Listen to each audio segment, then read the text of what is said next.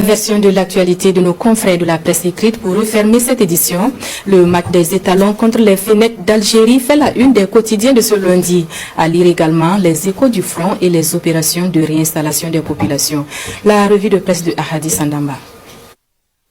Reconquête du territoire national, le journal de tous les Burkinabés fait une part belle à cette actualité. À sa manchette, Sidoya annonce la neutralisation de plusieurs chefs terroristes dans la zone de Marcoy. Depuis le début de l'année, l'armée burkinabé maintient une vigilance accrue sur sa frontière le long de la zone des 3 frontières. C'est ainsi que ce dimanche 21 janvier, au moment où plusieurs terroristes s'apprêtaient à se séparer après une réunion avec leur chef, un missile va les réduire en pièces. Plusieurs chefs et leurs lieutenants sont donc éliminés, écrit le journal.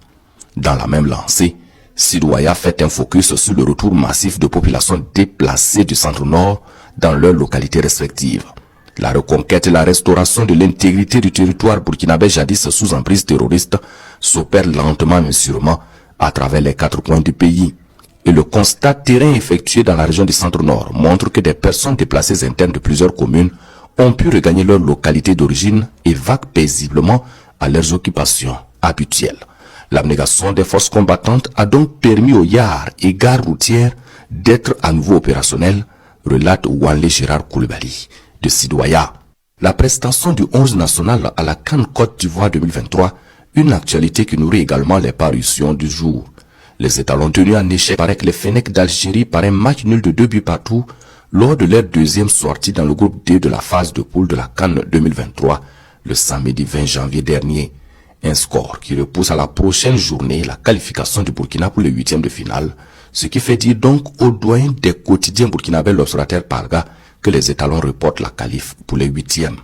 Et pour le reste de la compétition, l'étalon Adama Guira est déclaré forfait, écrit le quotidien des 1200 logements.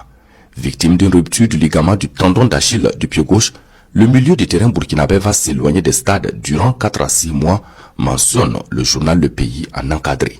Il a donc quitté l'hôtel des étalons ce dimanche 21 janvier 2024 pour rejoindre son club en Espagne où il va subir une intervention chirurgicale, rapporte le quotidien des 1200 logements.